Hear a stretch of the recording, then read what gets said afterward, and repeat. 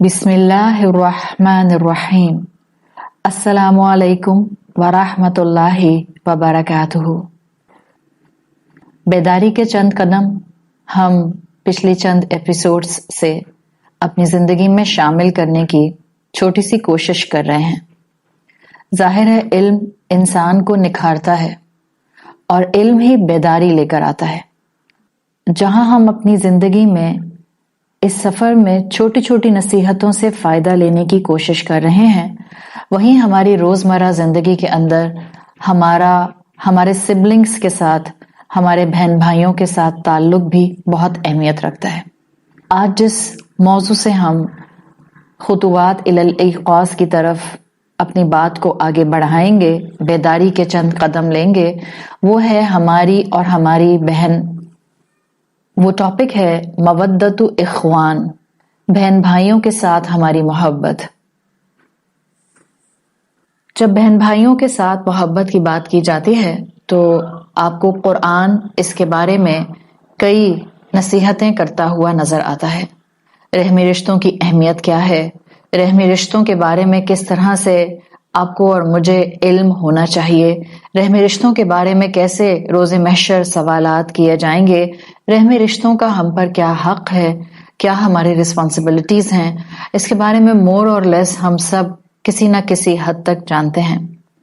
नहजुल बलागा में कौल आता है, मवद्दतुल आबाई क़राबतुन बैनल अबनाई। माँ बाप के दरमियान मोहब्बतें हों तो यही मोहब्बतें आगे सिबलिंग्स में मल्टीप्लाई होती हैं। जब हम बहन भाइयों में मोहब्बत की बात करते हैं तो इसके लिए कई पावरफुल स्टेटमेंट्स, कई पावरफुल कोटेशंस, कई पावरफुल कहानियां हमें सुनने को मिलती हैं। कई एंगल्स से इसके ऊपर हमेशा से बात की जाती रही है और आज भी की जाती है। बहन भाइयों के साथ मोहब्बत से किसी को इनकार नहीं है, लेकिन बहरहाल वक्त के साथ साथ जहां हम इंसान अपनी बहुत सी बेसिक अक़दार खोते जा रहे हैं, उन्हीं में से एक बहुत बड़ा फैक्टर जिसके लिए हमें परेशान होना चाहिए, वो आपस में बहन भाइयों के लिए दिलों में एहतराम, गुंजाइश और मोहब्बत है। कई नसीहतें, कई कहानियां, कई कोटेशंस, कई अक़वाल और कई डिफरेंट पॉइंटर्स बहन भाइयों की मोहब्बत को रिवाइव करने के लिए दिए जा सकते हैं। जाहिर है हम इन बेदारी के चंद कदमों से अपनी जिंदगी में कुछ ऐसी नसीहतें शामिल करना चाह रहे हैं जो डुएबल हों, जिनको हम सुनते साथ फौरन अपना सकें। इसी फ्रेम ऑफ माइंड से आज हम इंशाल्लाह बहन भाइयों की मोहब्बत और इसकी अहमियत पर बात करेंगे। जाहिर है पॉइंटर एक दिया जाए, नसीहत एक की जाए या नसीहतें 10 की जाएं, थामता वही है जिसको अपनी जिंदगी का मकसद नजर आ चुका होता है। अपनाता वही है जिसको अपने रब के सामने हिसाब किताब देने का थोड़ा सा भी डर खौफ होता है। झुक जाने का एलिमेंट आता उसी में है जिसके दिल में ईमान सरायत कर चुका होता है। फिर वही इंसान होता है कि उसको जिंदगी की इबादत निखारने की नसीहत की जाए तो अपनाता है, मामलात निभाने और संवारने की बात की जाए तो आगे बढ़कर अपना लेता है, बहन भाइयों को दरगुजर करने की और उनका हक अदा करने की बात की जाए तो बिल्कुल देर नहीं लगाता। अल्लाह ताला हमें इस ईमान की कैफियत से इन असबाक को अपनी जिंदगी का हिस्सा बनाने की तौफीक अता फरमाए। हम जानते हैं कि रहमी रिश्ते, बहन भाइयों से मोहब्बत और उनसे हमारा रिलेशनशिप अहादीस के मुताबिक ये अल्लाह के अर्श से हैंग्ड है, लटक रहा है, मुअल्लक है।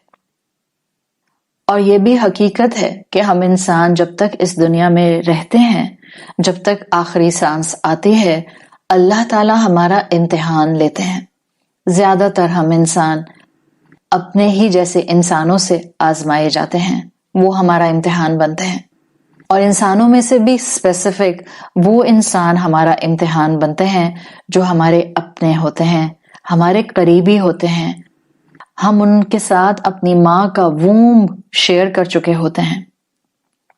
ऐसे में आपको और मुझे एक ایمان کی کیفیت کے ساتھ دنیاوی لحاظ سے فوربیئرنس اڈاپٹ کرنی ہوتی ہے، صبر اور برداشت اپنانا ہوتا ہے، گریس اور گرٹ کا معاملہ رکھنا ہوتا ہے، میچورٹی اور حلم کے ساتھ معاملات کو، حکمت کے ساتھ معاملات کو ڈیل کرنا ہوتا ہے۔ میں ایک کہانی آپ کے سامنے رکھتی ہوں، اس کہانی سے آپ کو سبق میں وہی دوں گی جو نصیحت میں آپ کو کرنا چاہ رہی ہوں، اور وہ یہ کہ انسان اپنی دنیا کی زندگی میں اپنے ان رشتوں کو اپنے لیے امتحان سمجھے۔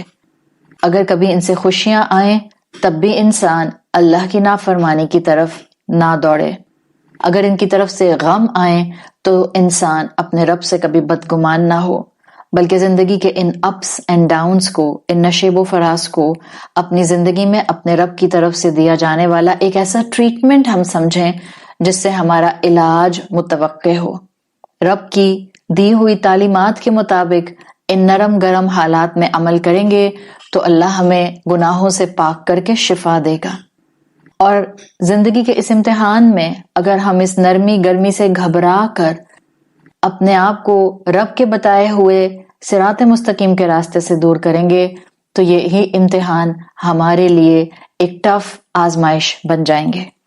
میں صرف ایک اینگل سے اپنی بات کو آپ کے سامنے کچھ یوں رکھنا چاہوں گی کہ اگر ہم اپنی زندگیوں میں آج سے اس کو تھام لیتے ہیں تو کسی نہ کسی پرسنٹیج میں ہماری اپنے بہن بھائیوں کے ساتھ تعلق میں بہتری ضرور آئے گی۔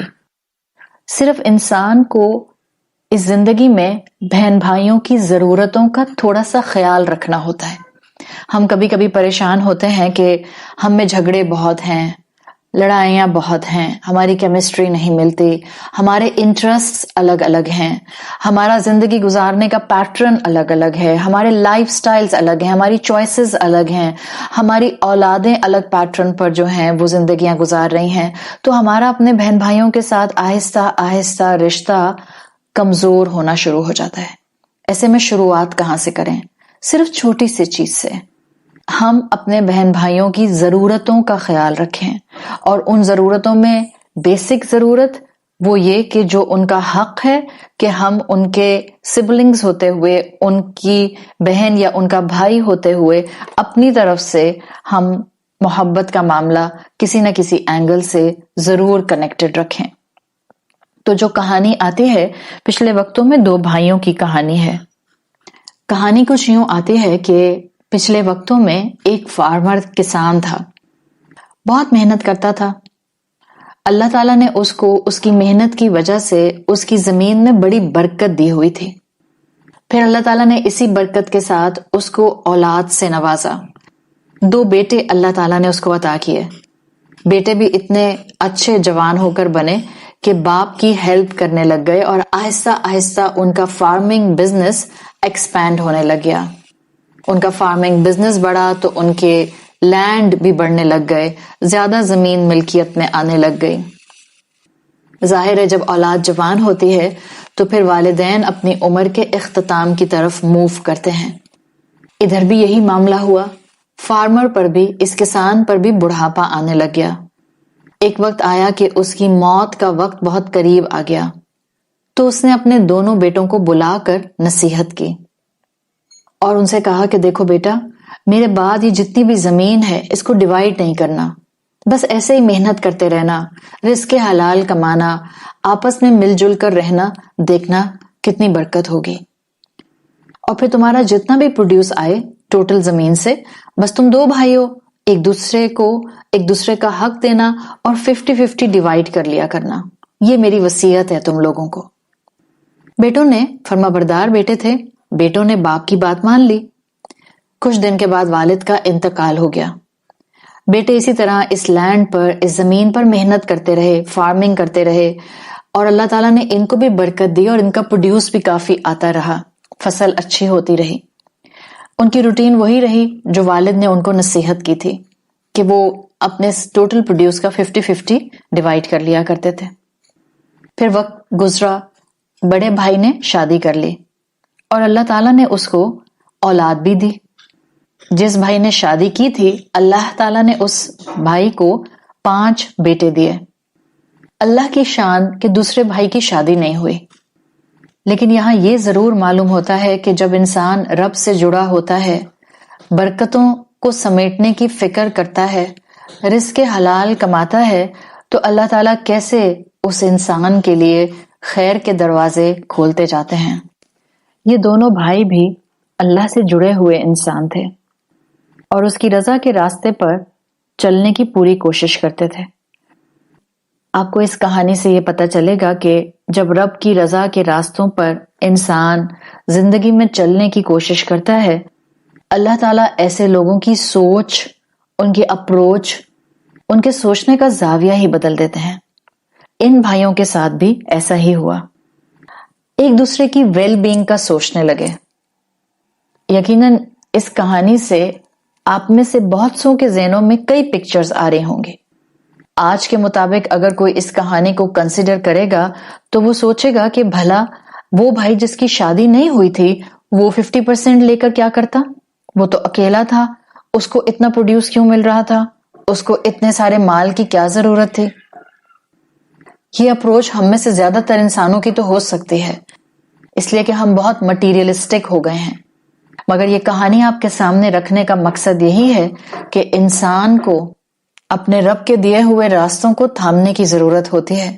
پھر انسان ویسے نہیں رہتے جیسے آج ہمیں زیادہ تر نظر آتے ہیں، دنیا پرست، سیلف سینٹرڈ، صرف اپنی فکر کرنے والے، دوسرے کے لیے کوئی دل میں نرمی، محبت، عاجزی، ایمپتھی نہ رکھنے والے۔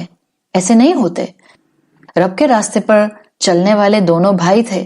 وقت گزرتا گیا اور ایک بھائی کی فیملی جو 5 بچوں کے ساتھ تھی وہ بڑی ہوتی گئی۔ آخر عمر کے ایک حصے میں جس بھائی کے 5 بچے اور اس کی بڑی فیملی تھی، اس نے سوچا کہ میرے تو 5 بیٹے ہیں، میرے پاس بیوی بھی ہے، اور بڑھاپے میں یہ سب میرا سہارا بنیں گے، اس زمین کو سنبھالیں گے، جبکہ میرے مقابلے میں میرا بھائی تو بالکل تنہا ہے۔ وہ کیسے مینج کرے گا بڑھاپے کے ساتھ ساتھ اپنی اس زمین کی کاشتکاری کو، اس ایگریکلچر کو؟ تو اس بھائی نے سوچا کہ میں اس کی ہیلپ کرتا ہوں۔ پھر جب اس کو یہ خیال آیا کہ اچھا میں اپنے بھائی کی ہیلپ کرتا ہوں، تو فوراً اگلے خیال نے ہٹ کیا کہ میرا بھائی بہت خوددار ہے، وہ ایسے مجھ سے کچھ بھی نہیں لے گا۔ تو اس فیملی رکھنے والے بھائی نے فیصلہ کیا کہ میں ہر روز رات میں جا کر گرینز کی ایک بوری اپنے بھائی کے گودام میں، اس کے سٹور ہاؤس میں رکھ آیا کروں گا، خاموشی سے جاؤں گا، کسی کو پتہ بھی نہیں چلے گا، اور میرے بھائی کی مدد بھی ہو جائے گی۔ اپنے چھوٹے بھائی کی ویل بینگ کا احساس کرتے ہوئے بڑے بھائی نے اس طرح کا قدم اٹھایا۔ اپنے اوپر رکھ کر سوچیں، کیا یہ قدم اٹھانا آسان ہوتا اگر ہم اس بھائی کی جگہ ہوتے؟ آج کے انسانوں کو یہ سینیریو شاید ڈائجسٹ نہ ہو، ہضم نہ ہو، اس لیے کہ ہم بہت سیلفش ہو گئے ہیں۔ دوسرے بھائی کی شان دیکھیے، اللہ والے تھے نا، صراط مستقیم پر چلنے کی کوشش میں رہتے تھے نا۔ دوسرا بھائی جس کی کوئی فیملی نہیں تھی، بیوی نہیں تھی، بچے نہیں تھے، کوئی آگے پیچھے نہیں تھا، ایک دن اس کو خیال آیا کہ عمر بڑھتی جا رہی ہے، میرے بھائی کو اللہ تعالیٰ نے اتنا بڑا خاندان دیا ہے، میں تو تنہا ہوں، میں تنہا 50% کا کیا کروں گا؟ ایسا نہ ہو کہ کل کو میرے بھائی کے لیے وہ 50% جو وہ میرے برابر کا لیتا ہے وہ کم پڑ جائے، تو میں اس کی ہیلپ کرتا ہوں۔ جیسے ہی یہ خیال ہٹ کیا، فوراً اگلا خیال یہ آیا کہ میرا بھائی بہت خوددار ہے، وہ مجھ سے اس طرح سے بھلا مدد کیوں لے گا؟ اس نے بھی سوچا رات کے اندھیرے میں اپنے بھائی کے سٹور ہاؤس میں گرینز کی ایک بوری خاموشی سے رکھ آیا کروں گا۔ ہم سمجھ سکتے ہیں اس اپروچ کو آج بہت سوں کے لیے ایبزارب کرنا، ڈائجسٹ کرنا پاسبل نہیں ہے۔ آج کا انسان کہے گا کہ لو بھلا میں اپنا حصہ اس کو کیوں دوں، آلریڈی اس کے پاس جو ہے وہ اس کا حصہ برابر کا تو مل رہا ہے۔ لیکن خدا خوفی رکھنے والے اپنی زندگیاں کس ڈائریکشن پر گزارتے ہیں، ہم تو یہی سبق لینا چاہ رہے ہیں۔ ان دونوں بھائیوں کی رب سے محبت نے ان کو آپس کے احساس میں اس مقام تک پہنچایا۔ کئی سال یہ دونوں بھائی خاموشی سے ایک دوسرے کی مدد کرتے رہے، just for one another well-being، یہاں تک کہ بوڑھے ہو گئے، یہاں تک کہ دونوں کی کمر جھک گئی، مگر یوں ہی رات میں چپکے چپکے دونوں اپنے اپنے حساب سے گرینز کی بوری اٹھاتے اور اپنے بھائی کے سٹور ہاؤس میں رکھاتے۔ آخر ایک دن آیا، رات کے اندھیرے میں ایک مقام پر دونوں ایک دوسرے کے آمنے سامنے آ گئے. دونوں نے ایک دوسرے کو بمپ کیا. دونوں نے ایک دوسرے کو دیکھا تو دونوں کی کمر پر، جھکی ہوئی کمر پر گرینز کی بوری تھی. دونوں مسکرائے اور خاموشی سے اپنی اپنی بوری اپنے اپنے بھائی کے سٹور میں رکھ کر اپنے اپنے گھروں میں چلے گئے. اگلے ہی دن دونوں بھائیوں کی جنروسٹی پورے خاندان میں عام ہو گئی. پھر کچھ دن کے بعد یہ جنروسٹی پورے ایریا میں، پورے علاقے میں، پوری کمیونٹی میں عام ہو گئی. اللہ تعالیٰ نے کچھ دن کے بعد دونوں بھائیوں کو موت دے دی. ایک دن آیا کہ اس علاقے میں کچھ عرصے کے بعد مسجد بنانے کی پلاننگ شروع ہوئی اور لوگ ڈھونڈنے لگے کہ کون سا مقام بہترین ہوگا جہاں پر ہم مسجد کو بلڈ کریں. آخر ایک بزرگ نے مشورہ دیا، دیکھو تمہارے علاقے میں وہ مقام بہترین ہے مسجد کے لیے جہاں یہ دونوں بھائی آمنے سامنے ہوئے تھے رات کے وقت میں، اور ان دونوں کی اپنی اپنی جنروسٹی کئی سالوں کے بعد ایک دوسرے کے سامنے آئی تھی، اس لیے کہ ان کا ایک دوسرے کے لیے احساس سامنے والے کی ویل بینگ کو دیکھتے ہوئے اپنی خواہشات کی فوربیرنس پر تھا، رب کی محبت میں تھا، ایمان کی طاقت میں تھا. ساری زندگی انہوں نے اپنی جس نیکی کو چھپایا، آج ان کی نیکی کو آنر کرتے ہوئے ہمیں اسی مقام پر مسجد تعمیر کرنی چاہیے، اس لیے کہ یہ وہ بھائی تھے جو اللہ کے عبد تھے، ایک دوسرے کا احساس اور ایک دوسرے کی ضرورتوں کا خیال رکھتے تھے، اپنے نفس کو کنٹرول کرتے تھے اور فوربیرنس اڈاپٹ کرنے والے تھے.